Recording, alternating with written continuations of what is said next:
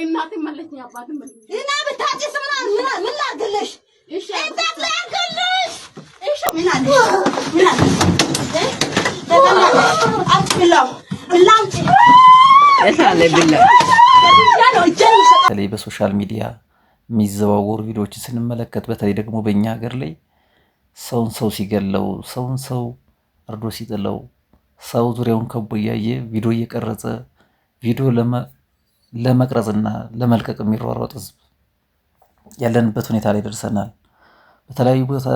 በተለያዩ አካባቢዎች አይታችሁ ከሆነ ጫካ ላይም ከተማ ላይም ሰው ጉልበተኛ አቅመ ደካማን በደቦም ይሁን በግለሰብ ደረጃ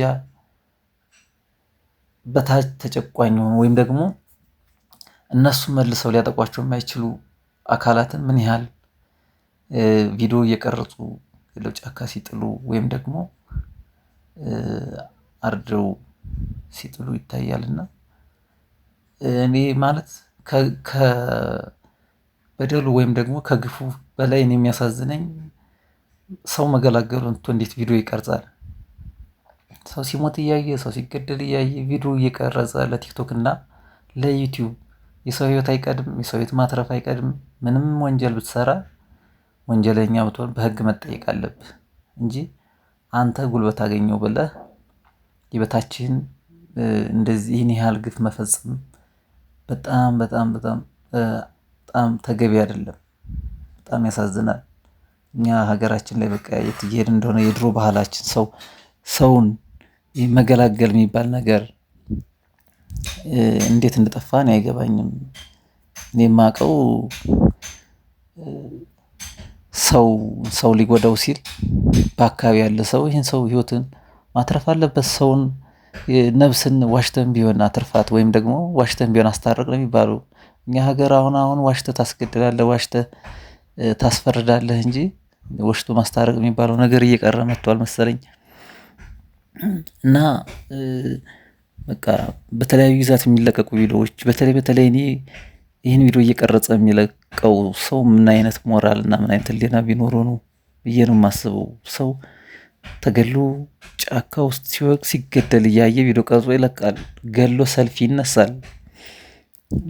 እና በጣም የሚያሳዝን ጊዜ ላይ ደርሰናል።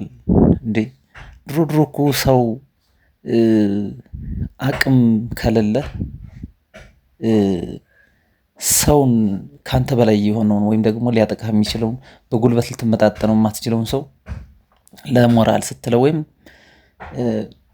ለራስ ለሰዎች አልሸንፍ ባይነትን ለማሳየት ስትል ሰው መሃል ነው የምትገጥመው። ምክንያቱም መገላገል የሚባል ነገር ስላለ ሰው ይገለግለኛል ብለህ ስለምታስብ ትንጠራራለህ፣ ትገጥማለህ። ምንም በጉልበት የማትመጣጠነው ሰው ከሰው መሃል ትገጥማለህ፣ ግን ሰው ይገላግለኛል ብለህ ስለምታስብ ነው። ብቻውን እኮ ጫካ ላይ ብታገኘው ትሮጣለህ እንጂ አትገጥመውም። ግን ህዝብ በሞላበት ወይም ደግሞ 2-3 ሰው ባለበት ሰው ይገላግለኛል ስትል ትገጥማለህ። ያኔ ሰው ዝም ብሎ አያይም። ስትገጥም መጥቶ ይገላግልሃል፣ መሀል ላይ ይገባል። አሁን እኮ ህዝብ በሞላበት በአደባባይ ብትገጥም ስትሞት ቪዲዮ እየቀረጸ ያያል እንጂ ዙሪያውን ከቦ እየሳቀ ወይም ደግሞ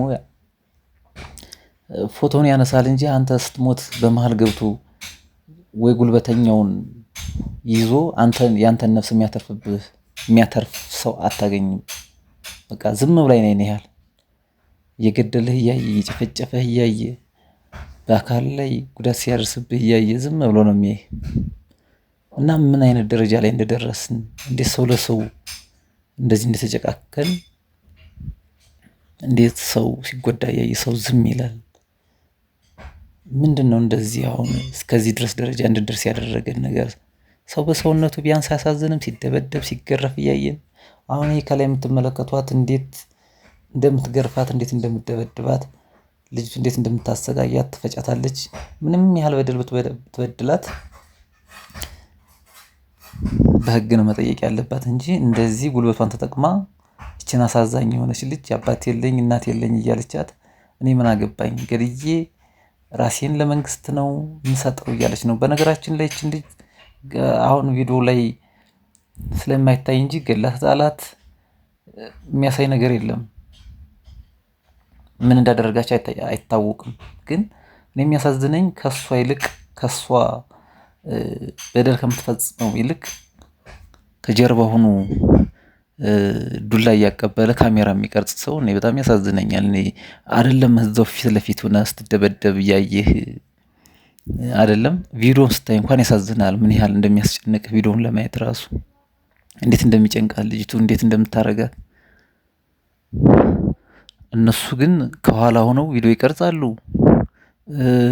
ይስቃሉ። ምን ማለት ነው? እዚህ ደረጃ ላይ እንድደርስ ያድርግን።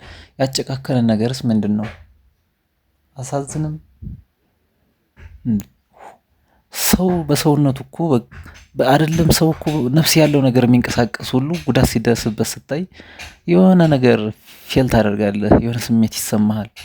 ነፍስ አለው። እኔስ በሱ ቦታ በሆነ ብለህ ታስባለህና በጣም ያሳዝናል። የት ቦታ እንደሆነ እንግዲህ አይታወቅም፣ ቦታው የት እንደሆነ። ልጅቱ በእርግጥ የሆነ ብዙም ጥርት ያለ ባይሆንም ድምጿ ትናገራለች። የት ነው የመጣሽ፣ የት ነበርሽ ምናምን ትላታለች እና የት አካባቢ እንደሆነ። ለማንኛውም ይቺ ልጅ ምናልባት እስካሁን በህይወት ካለች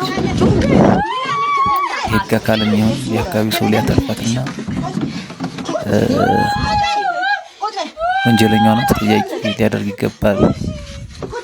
መጨካከን የለብንም። እውነት ምንም ይሁን ምን ሰውን ሰው ሲጎዳው ዝም ብሎ ማየት ተገቢ ነው ብዬ አላስብም። ሰውን ህይወት ማትረፍ አለብን፣ መገልገል አለብን፣ ከጉዳት ማዳን አለበት። ሲጎዳ እያየን ዝም ማለት የለብንም።